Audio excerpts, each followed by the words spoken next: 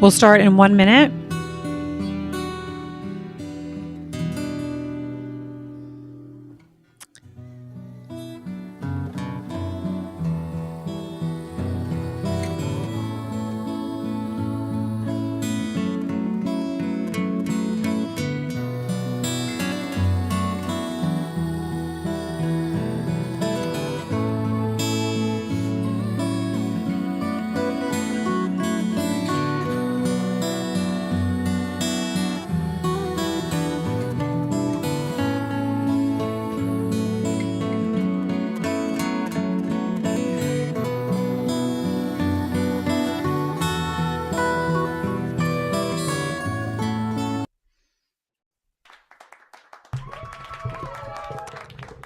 Hello, everyone. Welcome back to Your Next Stop Live here, live on Fireside. My name is Juliette Hahn. If you are new to this platform, if you are listening here on LinkedIn, if you're live on Facebook, Twitch, or YouTube, welcome, welcome. If you're here in the audience, I see David and Colette, and I know people are going to be coming in. I'm getting emails like, I see that you're going live. I can't jump in right now. So I know people are going to be coming. This episode will also go out on Your Next Stop RSS feed, which is, any place that you get podcast will be going out Thursday. So you can also catch it here, or you can catch the replay here on Fireside. So my guest this episode is Dr. Vic Manzo. He is a mindset coach, author, podcaster, and pediatric chiropractor. Hello. I can't even speak. Hello, Dr. Vic. How are you? I'm doing amazing. Thanks for having me on. Yes, I'm excited for this because I know when you reached out to me, we were talking and we did like the 15-minute call that my listeners know that I do, just to make sure we kind of have the same synergy. We met on LinkedIn, I believe. And I think we talked longer. And then I was like, wait, we need to shut this down because we want to have this conversation here live on Fireside. So I'm excited. I know you have 3 books, you have a podcast, but I want to get into a little bit about you, kind of like where you grew up, what led you to be the chiropractor, and we'll kind of get into all of that. But where you grew up, if you went to university, where it was, and what you studied. Yeah, I grew up I'm from a suburb from Chicago called Melrose Park, and it's a suburb that was like a tight, small Italian community at that time, and so blue collar kind of community, but everybody knew everybody from there, and it was a great growing up experience because family's everything, and then friends of friends, everyone's a cousin to you. Right. Just how Italians are, right? It's like, hey, cousin, are we related to them? No, we're not at all. Like, why is he calling me cousin, or I'm calling this person uncle? But anyway, I love that. That was my upbringing and where I'm originally from. That's awesome. And I think it's, that shows I grew up in a small town, but live in a small town. My husband grew up in the Bronx, which is huge, but his entire family lived within like 5 blocks of each other. And so even though I grew up in a small town, not close to family, but family, my mom's one of seven. So everyone was at least a couple hours away and we saw them all the time. We made it like they were kind of neighbors. But the town that we live in right now, my kids, it was funny when we moved here about 4 years ago. My kids were like, Mom, everyone's related. And I'm like, nah, that's not true. And then everyone is truly related. It's actually crazy. Like the teachers, are friends, or know the uncle or cousins of the principal. And it is a tight knit community. And it's interesting to be kind of the outsider, but have like, good ties with the community. We've been in this community actually for 20 years, even though we're only living here full time for 4. It's neat to see who is together and, people that remember us when the kids were little. And I'm like, oh, well, we were just here, in the summer. So it's a special thing. And the Italians. So my mom is half Italian. And that was a big component. So we always were with the Italian side. I mean, I would always like say we were 100% Italian. And then the Irish would be like, no, you're not. Yeah, it's always, every Sunday it was like we're at grandma's having the Italian meal, and she'd be cooking the meat sauce with neck bones and all that for like 4 to 6 8 hours, just lets it simmer all day. Fresh Italian bread made on Sunday. I mean, it was the whole 9 yards, and that was all the way up until I was in my 16, 17, 18 years old. Then the role switched, and my mom's the head of the oldest in the family, so Italian culture, usually the oldest takes over the role. So instead, then they came to my mom's house, and then we would have Sunday dinner there. So it was always, we always ate a lot. It was always a lot of fun. It's Italians. It's one of the things we did, and I love being in that type of a culture. Growing up in there was a lot of in the time of it. You look at it, you're just like, okay, this is what I have to do. I got to go by Nana's on Sunday. Okay, fine. I wanted to go over here, but whatever. Right. And then you get older, and now I have a 6 month old daughter, and it's like my wife and I talk about this all the time about like values that matter to us that we had when we were growing up. What do we want to have? And I'm always like family. Family's everything. Like that's what we're gonna have. We're gonna have traditions. We're gonna do things. I'm like there's part of that I could see mass intense and immense value by holding on to those kind of things. It's so true. I love that you bring that up. So where then did that has to be hard also leaving that. I know I came up, as I said, from a very tight knit family, and leaving it, as much as you want to spread your wings and get to your next, kind of your next stop.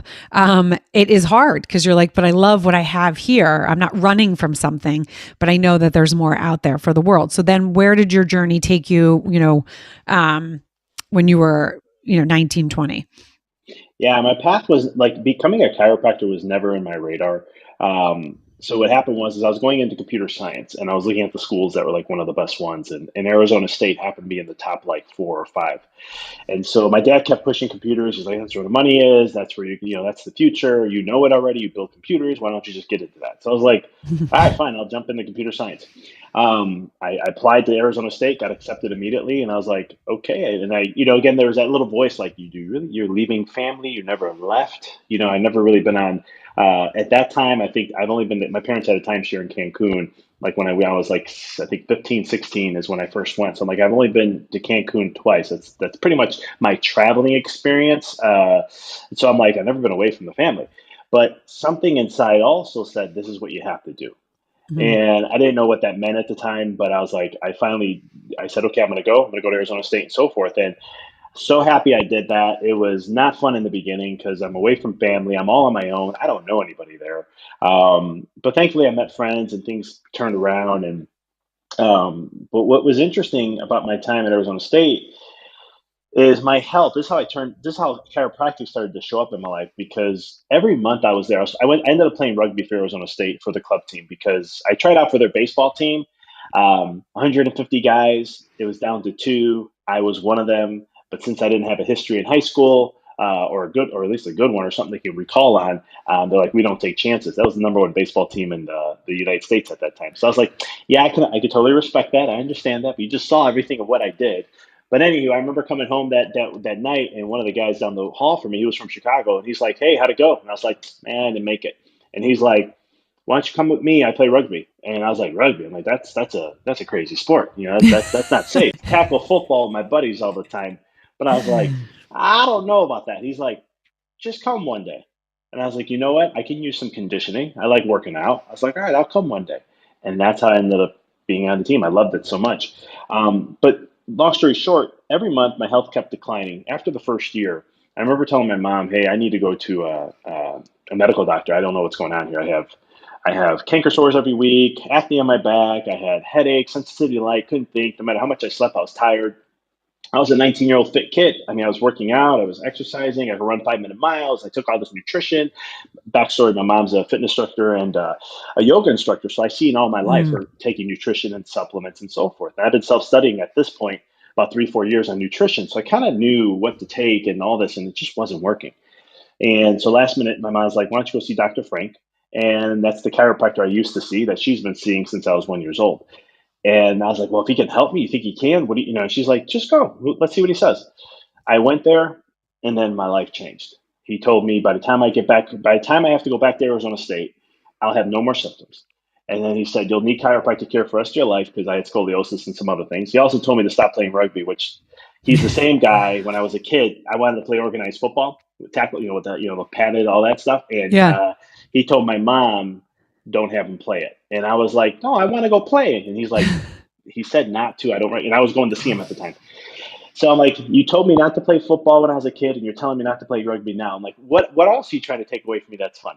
So long story short, from that moment, my life changed. What was the most interesting thing is 4 months into chiropractic care, because I went back to Arizona State, and I continued getting adjusted out there. I got in the best physical shape of my life. Now you have to understand, I didn't do nothing different. There wasn't like new supplements or new. I kept the same workouts. Everything stayed the same. I mean, I was in good shape, but I wasn't like shredded like I wanted to be. It happened out of nowhere, and I got down to 10% body fat, and I sat there and I go, "How did this happen? This is mind boggling." So I was like, "Forget it. I'm going to go into business." And I switched gears. I went back to Chicago and I finished up my school and got a bachelor's in business management at the University of Illinois at Chicago. That's amazing. And I think one of the reasons why we did connect also so wonderfully in the beginning is I'm a huge component for chiropractics. I used to babysit when I was young. A chiropractor lived right across the street from us. And I played two sports, and I played sports my whole life. I played two sports in college. So I always needed that like adjustment because my back, my hips, one was a little bit higher. So I would run and I would, feel these things. And so I am a I still see my chiropractor once a week. Now I don't have to, because people will always be like, "Oh, once you see a chiropractor, you got to go back forever." And that I was like, sometimes some people do, like it is actually my self-care. I love my chiropractor.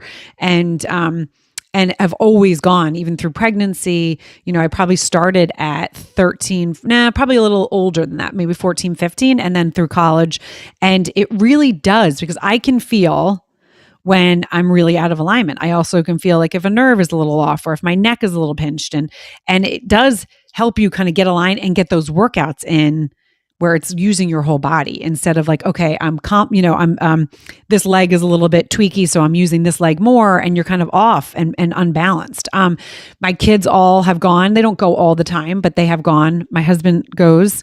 I think chiropractic care is amazing. And I love also that there's different levels. So like I know the chiropractors that I work best with when we do a lot of muscle work first, then they do the adjustments. Like we know that we can't just adjust me right away because I pop right back in. You know your body, you start feeling things, you start feeling like, okay, maybe this is a little off. But I think it's amazing. And I love that you had that journey that you went, and it's someone that your mom had gone to. I love that your mom has that background as well, because it kind of gave you that little window, even though you're a kid. And the reason why it also makes me happy is because that's kind of how I've always been my whole life. And I always think my kids don't listen to or anything I say because I have teenagers now. So of course they don't, except they always will be like, "Yeah, Mom, I think I need to see Dr. Janet." And I'm like, "Okay, I'll make an appointment."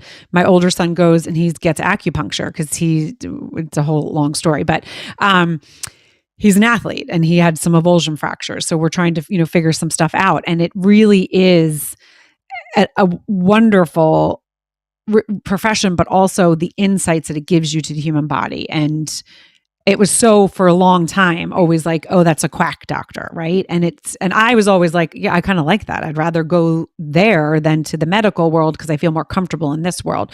So, okay, so you went back to University of Illinois and then you got a degree. What then was like, okay, I now need to start applying for chiropractic school. How did that look? Yeah, it was one of those things where I had to look at kind of like some things of where did I want to stay near home, because there was a school called National in Chicago, there was one Palmer in Iowa, and I wasn't feeling, my chiropractor at the time was like, go to Life West in California, go where it's warm. I'm like, no, I want to go where it's good. I don't want to go where it's warm. And I was deciding to go to Palmer, and this was in May. And Palmer was like, they're being very like, hey, we'll get you in a little sooner. I'm like, I'm not even finishing with all my requirements. I had like a couple, because I was in business, so I had to take organic chemistry, chemistry, physics, and all these in anatomy class. And I was like, well, I won't be done until like end of May to have at least those classes. And they're like, we'll get you in sooner, this and that, if you want to come. And I was just like, man, it sounds great. But then I was something again, inner calling. Something came to me and was like, go see Dallas. So it's literally, I think it was like Wednesday or at the time. And I'm looking at my girlfriend that I was dating at the time. And I looked and I go, do you want to come with me to Dallas? And she's like, what do you mean? I'll buy the tickets. Let's go. I need to see this school. I don't know why I have to see it. It might be a waste of money, but we'll get to hang out in Dallas. So I'm like, let's Yeah. just go. And she's like, fine, let me see if I can get off work. She got off work. We are able to go. As soon as I got to the campus, I just looked and I was like, no, this is where I belong. This is where it's going to be. And so immediately I came back home. Monday, I sent the letter. I sent the email out to the Palmer School, and I was just like, I won't be attending. I sent everything over. I got accepted immediately. And there's something about when you follow this. This is what I try to tell and teach a lot. There was when I went to go visit the school. There was a guy there getting a tour also. Long story short, when I started school, we had a whole orientation day for everybody, and they broke us up in these color groups. So like we were a blue group. There was red, black, all these colors. The guy who toured the school when I went there in like May, he was in the same group that I was in, the blue group, when we were doing the orientation. And I looked at him and I go, why do you look familiar? He goes, we toured together. I was like, oh my God. And then we became great friends, and we're still great friends to this day. Oh, I So it love was kind of that. like that, like little calling that like brought you to each other or something. But yeah, again, had to move away from family. I thought it would be easy on the second one, which was a little Right. easier, but there's still things that you had to work through. And of course, I had a long term relationship and all that stuff that I had to learn and try to adapt with. But yeah, I went to Parker, and it was Parker University now it's called, in Dallas, and it was well worth the journey. I'm so happy I did it. Again, following that feeling is always what has guided me along the way. Which I love. And I think it's so important. And again, you brought up the thing about the connection which you had, that you had with your friend. So many people are not curious, and they're so busy thinking about themselves and, oh, I need to do this and I need to do that. And they miss out on opportunities like connecting with someone that you become friends, lifelong friends, listening to your gut, right? You could have just stayed and went to school at home. It probably would have been fine, but listening to kind of like your inner voice, which I know, you're a mindset coach, so you totally get this. It is so important. And so many people kind of discredit it or stuff it because they're like, oh, I don't know where that's going to take me. I'm nervous, failure, all those things that come with kind of dreaming and pursuing that, people don't like to do. And it's so important because we have one life. I mean, we have one life. Why not live it to the utmost like extreme that you can? Now, I always say this. I'm a mom. I have 3 kids.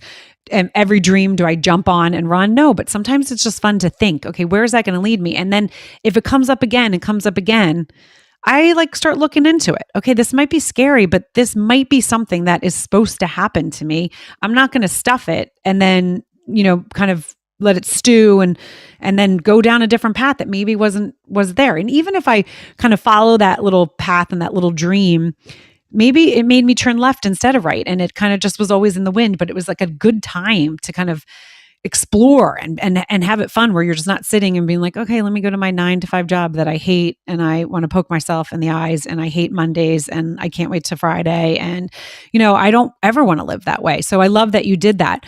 So how long did it take you to graduate? Cause I know, you're there, the degrees are different, and I don't know, from medical school to dentistry, all those things, but how many years are you in chiropractic school? And then did you start practicing right away?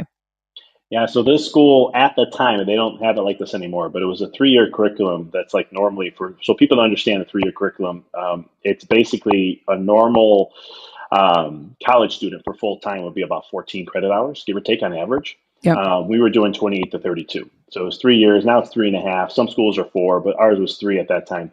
And so did that, and then I came out, and I was very stubborn, I guess, if you want to use the word, but I was determined to start my own practice. I had a big vision, and I was just like, I'm serving this thing. I'm not gonna be, because I was potentially going to go work for the doctor who got me into it all. And he was like, well, come work for me, but it's going to be, I want you to learn the business and all this stuff and all these other things. I'm like, man, I already hired a coach. I'm ready to go. Like, let's do this. And Yeah. he's like, now you got to learn the systems of what I teach here and this and that. And I was like, yeah, I don't want to be limited. So I'm not going to do this. So I went off on my own, had an investor at one point because I was from business school. It's one of the things we learned, don't use your money, use someone else's. So I was like, oh, I'll get an investor. And that was all working out great until last minute he dropped out, and I had a signed lease at the time already, and I was like, I'm held on this. But then there was a clause in there. Thankfully, there was a clause, and thankfully things didn't work out with the landlords about our remodeling, redoing the build out, yeah, the build out, that we ended up not working out anyhow. But then at that point, things just happened for reasons. I had a doc who offered an independent contractor position out of her office, $300 a month. She's like, for the first 3 months, and she's like, you can use everything in the office when I'm not here. And Mm. I was like, that's it. And she scaled that, obviously, but that got me started. And that's kind of how I started my chiropractic journey, my chiropractic business, and so forth. Now, was that in your hometown? Did you go back to your hometown?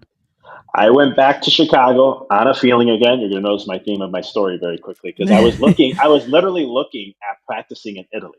Oh, I Don't love ask me it. why. Right. I had a doc who I was talking to, and he had a connection, and so I was like, I'll go to Italy and I'll associate for like a year or two, then maybe open up my own office. And but last minute, it was April, and I was graduating in September. Something told me I needed to go back home to Chicago, and it was like a really deep feeling, and I was just like, okay, I'm going home to Chicago. That's it.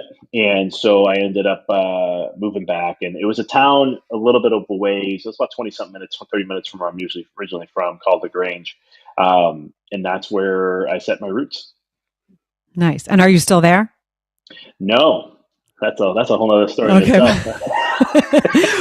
I want to know where We'll you get to are. that. Yeah, we'll get to that. Okay, good. Because I always love that. I love where kind of people land and then where life kind of takes people.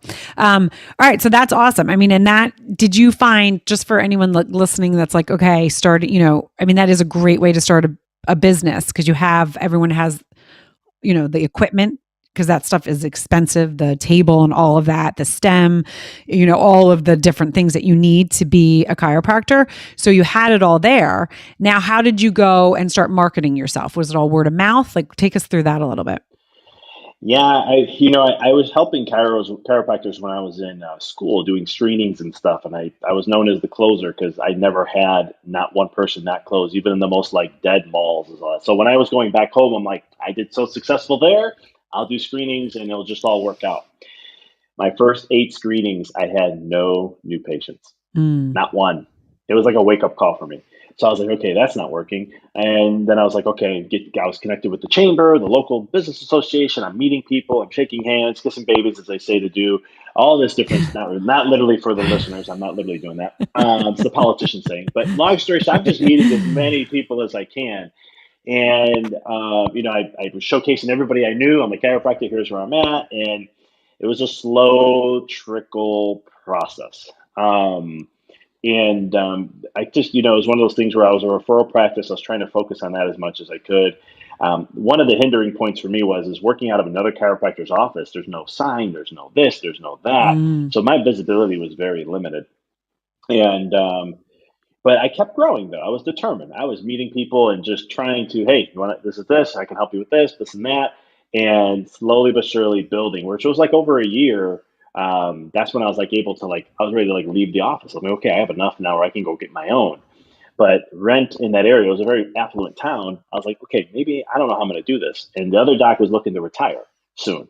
So she was like in semi-retirement mode. So she's like, how about we continue and we'll go do a new office somewhere. And that way, and I was like, that helps me out. I could do that. And Hmm. so that was kind of my thing. But I did Facebook and all that. I was always educating on there. Now there's so much tools you can do. But back then it was just posting and trying to use my network as much as I can, to just try and showcase. Here I am as a chiropractor. I was writing articles for, back then there was something called Patch. I think they still have them. They still do. they were like at first looking for people to write. It's like a local newspaper. It's all online, Yep, and they they're still looking have for them people. all. They have them They all over the place. Yeah. yeah, and so and they still have the one in town too. And they're like, at the original time, they're like, we'll pay you $50 an article per month. It's like, great, that gets me publicity. It was great, got my rankings up, so it helped me out. I was just doing all that I can, and just connecting video education and all that stuff. We doing a YouTube channel and stuff, and um, again, slowly but surely, it wasn't something that happened overnight. But that was the way I was marketing. But then as I continued into business, I had a reputation being the wellness guy, and I started to build my brand and so forth to where then it was just referrals, and then that's all we focused on from there on out.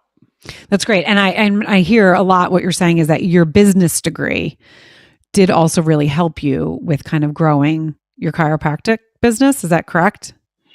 It did a little bit.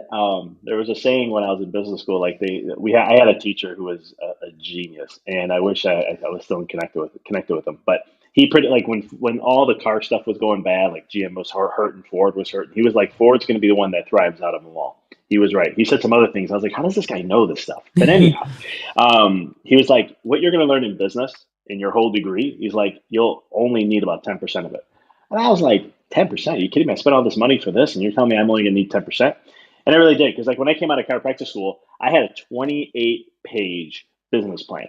Because why? I went to business school, Mm. so I knew how to write a business plan. I knew marketing, research. I did it all. I even had a patient at one point that was looking to invest in me to open up an office. Like he needed a back office. She's like, let's find a space where you could run the front, and then I just need a back office for my online stuff that I do.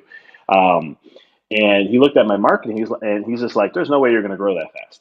I was like, "What do you mean?" I go, "If I'm making this much building up to this month, when I start next year, I'm continuing that month on, and it just compounds very quickly." Um, but he didn't. He just thought the numbers weren't adding up. But I was close to getting to them. But yeah, so that's how I use my business background for that. More of like businesses, creating a business plan, and all the stuff they have to do with that. It helped me there more than anything else. All right, interesting. Now, what year was this around that you I first were started my starting it? Yeah. 2010 in April. Okay, so it was after like that recession. Okay, that's because that's right. The 2008, 2009, kind of seven. That's interesting. So now you have a reputation, referrals. You're the mindset, so you're not just doing strictly chiropractic. I mean, my chiropractor and I always joke. She's like a therapist. She's like, I know everyone's stuff. Like you become like a little bit of a therapist because people come and they unload. Like, how's your day going? Oh, really? Do you want to know how my day? I have a crick here, and you know why I have this crick? And then you just get into these conversations. I mean, she and I like laugh all the time because she sees a lot of my, as I said, my kids and my husband. My kids less frequently, but we always like joke because Dr. Janet, you're like, I had this kind of day, and or yes, everything's great, and it's just interesting. So now you have people knowing that you have more knowledge than just kind of the physical, the chiropractic, but you also have some mindset stuff. So where does that lead you?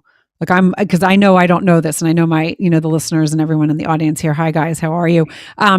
But they always find it interesting. I don't know the next pivot, but you had some pivots because you're a podcaster, you're an author, you're a mindset coach. So when did that kind of all evolve? So 5 years into my practice, I hit my financial peak. At the same token, though, I was tired of being burned out every 4 to 6 months. I was unfulfilled, unsatisfied. The money I was making, I thought was going to solve everything for me. And I had to take a look at I even thought about at that moment leaving the profession, because I was like, this is an uphill battle. There's always a grind. This is not, and for the listeners, I didn't share this part of my story, but when I was in chiropractic school, I was also studying outside of chiropractic school. I became a Reiki master and trainer. I studied about 10 to different 12 energy modalities. Through that journey, I thought I wanted to learn the deepest aspect of what healing is. And I actually learned quantum physics and consciousness and a whole plethora of stuff I didn't even expect to learn. Um, so when I got to this point in my career, I kind of look back, and my wife is working in the office with me. She has like 9 different titles. I'm just a doctor, and she gets like chief marketing officer, chief operation. She has it all. She runs the whole show. I tell everyone she runs this place. I just work here. I work for Right, her. right. But long story short, we really looked at things, and we thought that we weren't happy with the way we were happy financially. We just weren't happy with everything else. It was like I was listening to all the best business advice I could, self help, personal development, following successful chiropractors, and what I learned from that, and what I became aware of is I became a byproduct of their life instead of mine. And I think that's what led me to my burnout so much. And the in life, universe, whatever you want to call it, kept putting me in that place until I woke up.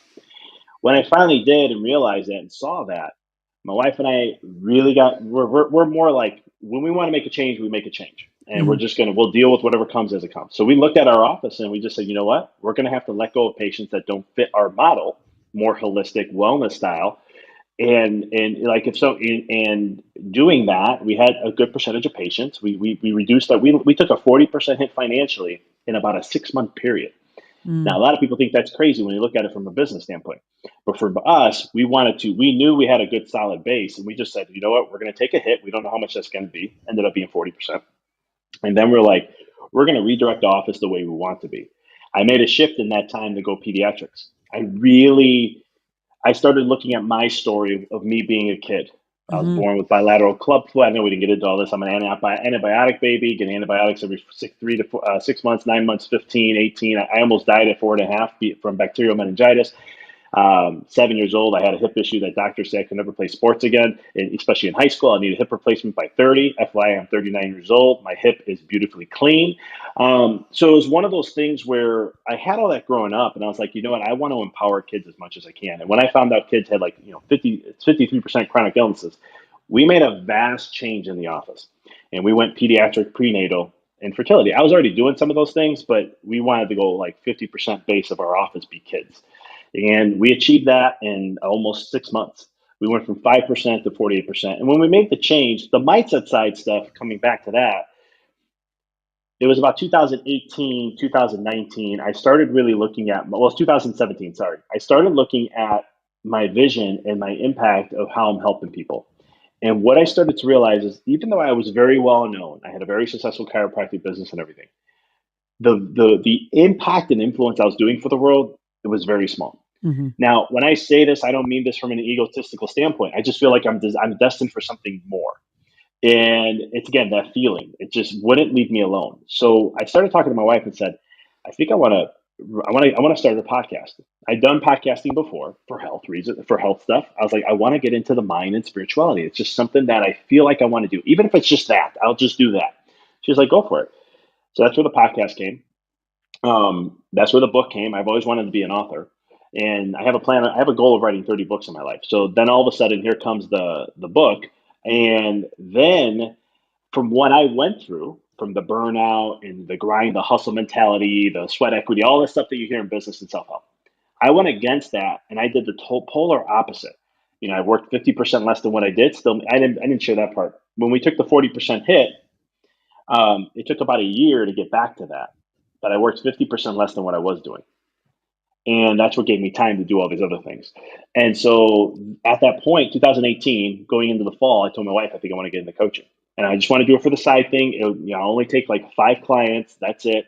So I don't want to overwhelm, so I can still spend time with my wife and everything else. And it wasn't until December when I started it. And that put me on the journey. But it wasn't, I can stop there for now. There's more to go into, Well, but no, I love that. And anyone, you guys, and this will be all in the show notes and in the beginning of this episode. So, Power Your Reality, you can find all of what Dr. Vic doing. You can find your you can guys can see it in the Empower. I'm sorry, I'm like looking at it from here. I said Power. I'm looking from it far, and all my guests know I've gone blind and turned 49, and I can't see anything. But you guys can see it in the scroll here. It's Empower Your Reality. Am I correct? yes, you Okay. are. I saw your face and I was like, did I not look at I didn't see the EM. And so many things that you just said, I find really fascinating. And I do want to touch on, because I do think there's a lot of people in their lives that have these feelings, but they don't go because maybe they, the financial reasons and stuff. So this is before you guys had kids. Am I correct there? Yep. So the fact that you were like, okay, I have this feeling, let's jump on it. It's really important to do that before you have the other things that weigh you down. And not that kids weigh you down. I'm a mother. I love kids. But there's things that my husband and I have to think about, because we're like, you know what? We have 3 other people that we don't want to impact if this is not our path, right? So we're a little bit more practical. And I guess my husband's more practical.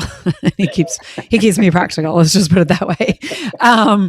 So it is important to have that in your life to really think about, okay, is this the time? But it's also important to think about, this is the time because I don't have these other things. This is the time to explore. This is the time to really be curious. This is the time to kind of, okay, I can kind of go out on whims and be a little crazy, throw spaghetti at the wall, because you don't have all those other responsibilities. When you start having those responsibilities, that's when you kind of have to make a little bit more strategic. And not everyone does that, but I know in our lives, that's, I can be the one that's a little bit out there. My husband's a little bit more the stable one. And it's also kind of nice to have that balance. So when you guys were sitting down to be like, okay, when you went to your wife and said this, was your wife like, okay, I'm with you? Or did you have to kind of like really sit down and explain? Was she a little bit more skeptical? My wife is extremely supportive. I'm very blessed for that. Like, she believes in me 100%. And she's one of those things like, if you want to do it, go. If you want to do this, go. Because we got to a point in the office where when we were making this, just starting that side hustle, as they like to call it. Um, she was tired of getting kind of burned out from being in the office.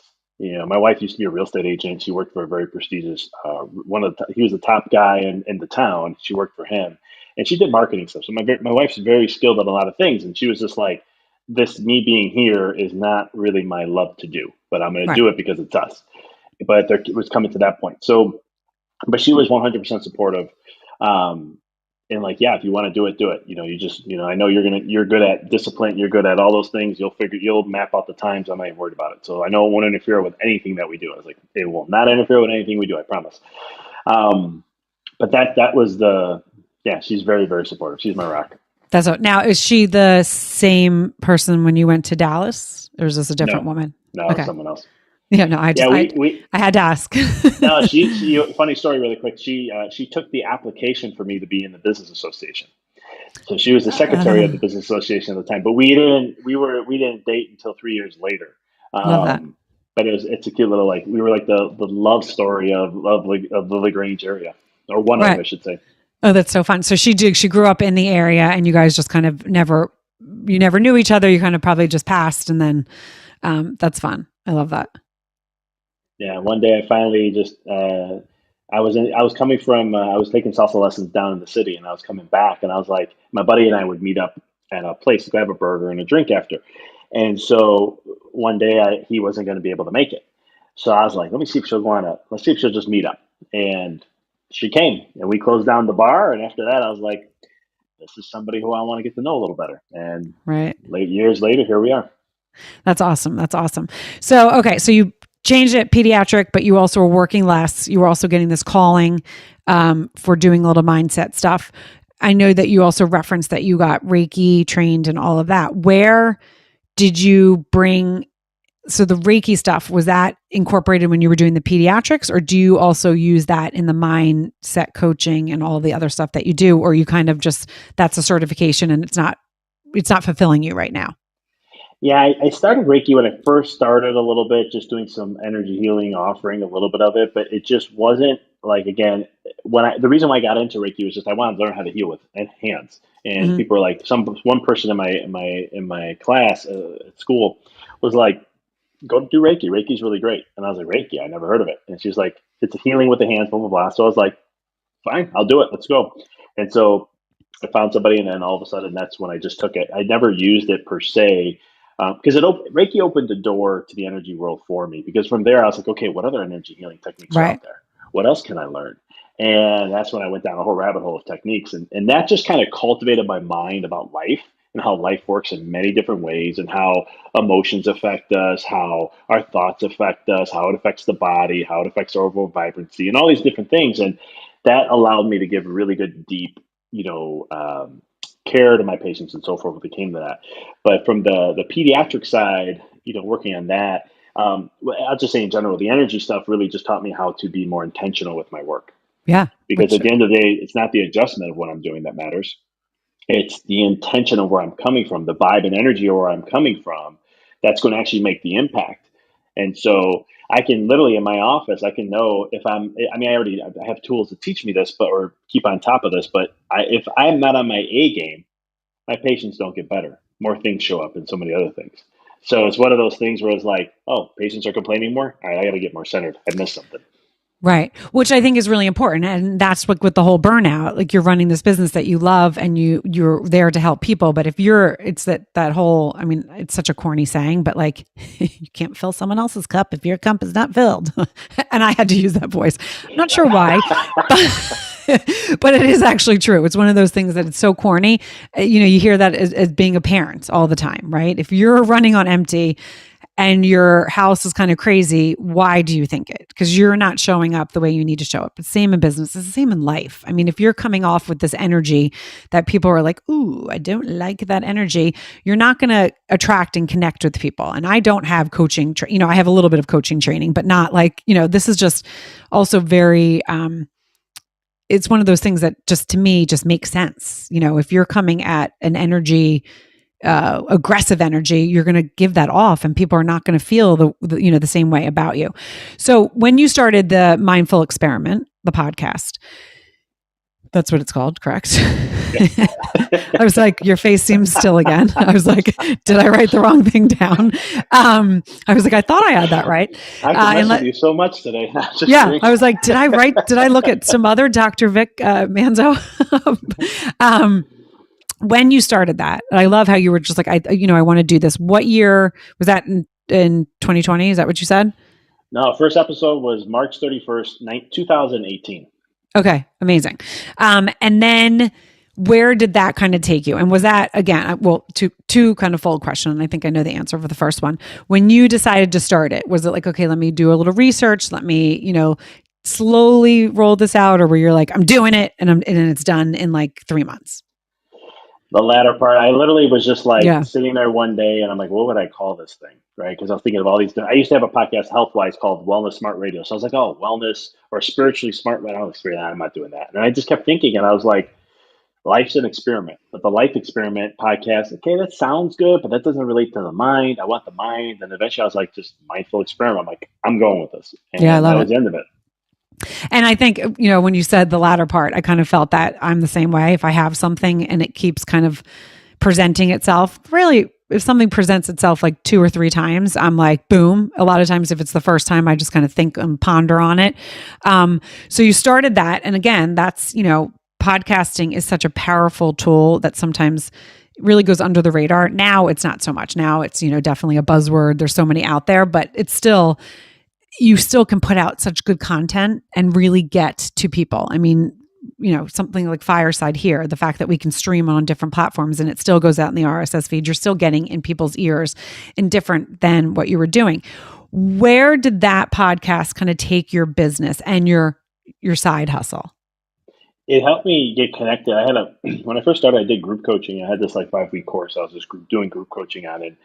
It was kind of interesting because it wasn't until like, I think February or March, the next year, I didn't start coaching until December 2018. And then all of a sudden it was one of those things where I have people reaching out to me. I started talking about my group coaching program and then people are reaching out and they're like, hey, I'm interested. I'd love to know more about this or blah, blah, blah, or I want to sign up. And I'm like, this can't be that easy.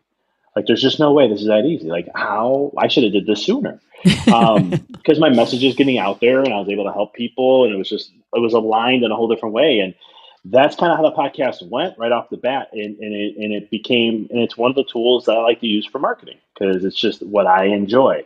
And that's why I teach a lot of my clients this, in that it's fun to have a conversation with somebody and learn from them. They learn from me and we grow in the end and the audience grows with it. So it's kind of one of those fun things. But that was my journey in the beginning, or how I used the podcasting to showcase my coaching stuff. Again, I couldn't take on a whole lot of clients just because, group coaching made it easier for me.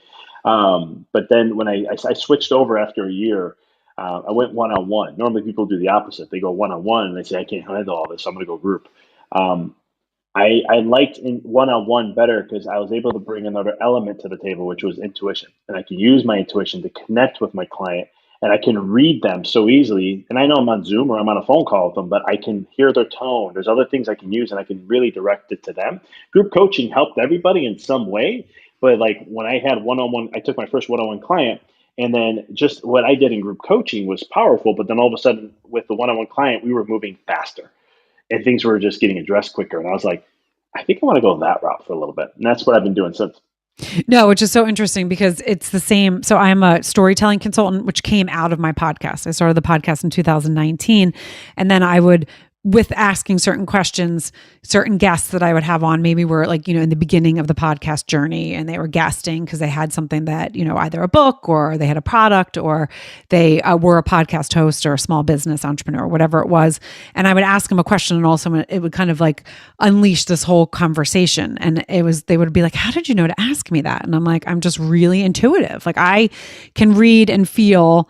It's a gift. I believe in God, but the universe, whoever you believe in, it's really just one of my gifts. So I would have people be like, okay, can you, and I've done talks on storytelling, the importance of storytelling, but it would be funny when someone's like, okay, can you teach what you do? And I'm like, every client is different. Like I can't say this is like, it's not anything that is, yes, I can teach people to be a little bit more, aware and a little bit more kind of watching for certain things. Yes, I can do that, but that's like 10 minutes. I can tell you 3 things to do. It's not like a whole thing, but it's so true. When you have that gift that you're able to really help people connect the dots, where you're really able to help them kind of, what you're doing, connecting their mind and their body and really showing them how they're showing up every day. And it's little steps, from waking up before your whole house wakes up if you have kids, and sometimes even before that. There's like some things that are so silly, but are so true. Move your body. Even if you hate working out, just walk around the block or walk up and down your stairs. Like, cut out those processed foods and all of this. And then you do like little things and they're like, I'm feeling better. I don't know why, but let's continue to do this. And you're like, I know why, because you're starting to be more mindful. You're starting to be kind of introspective and thinking about things. So when did you, and I don't know again, when did you pivot completely away from chiropractic? Because you're not still practicing, or are you? No, I'm not practicing. I have a license in Tennessee, but I don't practice. So what happened is 2000. I've been wanting since 2018. I've been wanting to leave Illinois, but my wife was like, "No, we got family here. All our families here. This and that." I said, "Okay, fine." 2020 hits. We all know what happened in 2020. She looks at me one day and goes, "I see what you mean. I'm ready to leave." I said, "You really want to leave?" She's like, "Yeah." I'm like, "Oh, no, are you sure you want to leave?" She's like, "Yeah, I want to leave." I said, "Okay." She goes, "What do we have to do?" "Well, we have to put the practice up for sale, yada, yada, yada, all these things." And unfortunately, the downside of all that is we chose to sell a practice at a time where chiropractors were leaving Illinois. They were not Right. going to Illinois. Um, so we had the practice up for a little over a year and a half. We had somebody who might have been interested, but then last minute we're getting on a call thinking we're finalizing things and we're moving forward, and they drop out. Mm. And I was like, crap. And now it's 4 months away to the end of the year, which was 2021. And my wife looks at me, I look at her, and I just go, we're not waiting to postpone our family anymore. Like we wanted to have kids, we postponed it a couple of years for maybe to travel and do other things. But I was like, we can't. I'm gonna be 38. She's 4 years younger than me, but I was like, we got to start a family. And she's like, yeah, I want to start a family. I'm not waiting anymore. So I said, okay, let's let the office go. Like let it go. Like not even like take a just we'll after December 2021 we won't have that income anymore. I had income from coaching, but nowhere near the level I had with chiropractic. And again, it's going through that process can be scary, but what supported me through it was that feeling. It felt right because at the moment we were choosing what mattered most to us, which was family, our what was our well being, because we weren't happy in Illinois. I definitely wasn't. After a while, and it came a point like we were going to choose that over money because we could have just stayed and had a dock in there or waited to someone to sell and put our life on hold. And the reason some people could say you could have had a family up there, we could have, but you don't know how Italians are. You have a family, you're never leaving. It's not going to Right. happen. We're not going to want to leave our family after you have children. And so it was one of those things where December 2021, we closed the office. My wife moved in. I live in Knoxville now, Tennessee. My wife moved here in November. That's when our houses were closing and we were getting the other house. And I was traveling back and forth over on the weekends just to see her before. But she flew out here to go see a house. Long story or houses, but long story short, a couple of weeks after that, we found out she was pregnant. And so I was like, okay, everything's aligning. We're moving. You're pregnant. We're closing an office. We're moving out of state. All right, this is all right. This is all working out the way it's supposed to, I guess. And so that's when I decided to let go of the chiropractic and go full time into the coaching. And that's what I've been doing since. That's awesome. That's awesome. And where in that process were the books? So the other book, my first book came out in 2018, and that Yep. was, I think that came out right around the podcast time. The second one was A Walk in the Dark. That came out in 2019, about almost a year later, a little over a year later. And then, of course, with everything I was doing in my office, I didn't write my next one until, what was it? I should know this by heart. It was May 2022. So yeah, I started writing that book after a couple months when the dust settled here. I had a feeling like I needed to write another book. It was actually I had a feeling of that in November, but then I didn't take action fully until February. Okay, and everyone can find and tell the titles because I have them written down, but they're far away. So Yeah, no worries. I didn't memorize them. I should have. I did not memorize them because there was three. But Uh, let people know, and then they can find them obviously on Amazon, and any place, but then on your website. But yeah, please share the titles. yeah, first one's Rediscover Your Greatness. The second book I wrote is A Walk in the Dark, and then the third one is Decoding the Matrix. Great, and give us a little bit of kind of what you can find in those books. Yeah, so rediscover your greatness is everything I went through that talks about the basically the rules to life in a sense, like the looking at universal laws of quantum physics and all these different things. It's basically all the change I made between 2016 when I was 5 years in the business and made this drastic change. I share how, the principles of what I learned through that, how what I applied, and how you can apply them to your life. The second one, A Walk in the Dark, is the darkness of life that we all face. You can call them challenges, obstacles, dark night of the soul. It doesn't matter.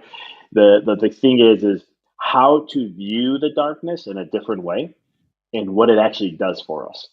And once you can do that, it really ends mental suffering because when you face darkness, what you're really getting is a gift, and you're learning more about who you really are, your true light, your soul, whatever you want to call that.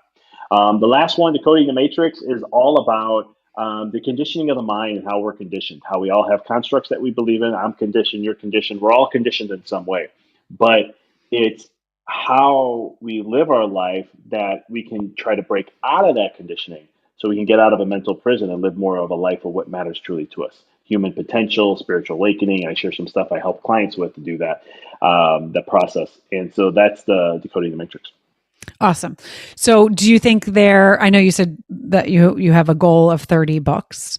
I would love to know because we all in our businesses, we all have things that we love, and I want to go back to your group coaching and your one-on-one. I always do everything backwards too, and it's not backwards because it's the way I work, but I'm always that 1% that starts at Z and ends up at A, where everyone else does it, the opposite way. So, and then there's times where you're doing things, like I used to, when I did the fitness stuff, I used to teach group classes and I loved that. I liked that better than the one-on-ones, but I kind of would do both, because I was like, oh, what's filling me right now? Who can I help more in this? And kind of going there. What do you think at this moment, like right now, as you're sitting here talking to me, what is your favorite part of your kind of your journey, but what you're doing now that you can see grow in the future? Like what I'm doing at this moment, how I can see things grow. Yeah. So like either the podcast author, mindset coaching, with the one-on-one, the group, like what is fueling you right now? Like when you think the first thing that comes to your head that you're like, I can't wait to do that every single freaking day. Well, I'm doing the one-on-one coaching every day, but I want to definitely max that out. But I am looking at, this year I'm going to be launching group coaching just because there's only so many hours in the day I can coach, and and it also lowers the price a little bit for those who can do the one-on-one. They can afford the group coaching. I'm in the process of that. The other thing that's on, you can tell I just don't do one thing. The other thing that's really hitting me hard now, I've been waiting. So I'm like, when's my next book coming? When am I going to write another book? And I've been really reflecting on the last year of everything I teach and all my experiences and everything I went through. How can I create something that could be so simplistic for somebody to really level up? And I'm all about universal principles. I don't like just sharing one thing in business because I don't think we do things one way. What we do in one way, we usually do another way in other areas of our life too, or how we do one thing. But so I created this formula to kind of sum up everything, and I'm like getting excited about it right now because I'm like, okay, I want to start writing this book. I can't wait, but I got a couple months before I do. But it's a formula. I call it the billionaire success formula. And it's basically a formula that we're so stuck on action. And again, you're going to have the same story. Like when I talk about the grind to hustle mentality, all that they push in the business world and personal development. Well, I'll break down what they're pushing on. And there's an equation part to this to where that's like 10% of it really. Mm-hmm. And really what's the 90%? And that 90% is actually, so it's squared in a sense. So when you multiply these two together, which is your vibration and your mindset, when you put those two together, that's squared, and then you can multiply that by your actions. And so many people focus on action. We don't focus on the bigger part of it all, because if you get your vibe right, you get your mind right, success is inevitable. You still have to take action, but it will be inevitable in the sense because you're way more in aligned, like a chiropractic principle. The body is the intelligence, or the thing that what separates us from someone who's dead. In other words, that intelligence in our body or soul, whatever you want to call it, it flows so much better when the body's in alignment than when it's not. And this is the same principle here. Oh, I love that. And we're going to end there because that was so brilliantly said.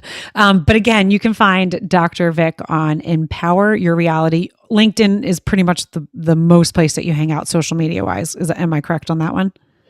I'm on Facebook too, but I am on LinkedIn just as much. Yeah. Okay, great. So you guys can find him there. This will be all in the show notes and also in the beginning of the podcast. As you're listening, you're going to be like, wait, she's already said that. I like to kind of throw that out there. So when people are listening, sometimes it's nice because they like to kind of look around and see what you're doing. But I love what you're doing.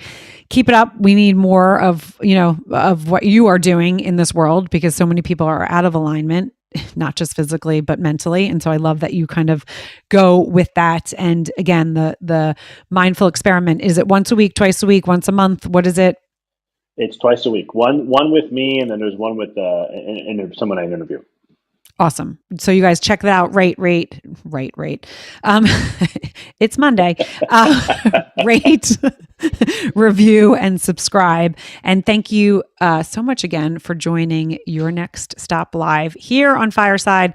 I love this platform because again, there's tons of people on LinkedIn. I'm getting pinged over here saying, I love this. And I know people are on YouTube Live and Twitch, which I don't really have a lot of followers, but I always think it's funny that I have a Twitch channel. My kids find it funny too. They're like, you have a Twitch channel?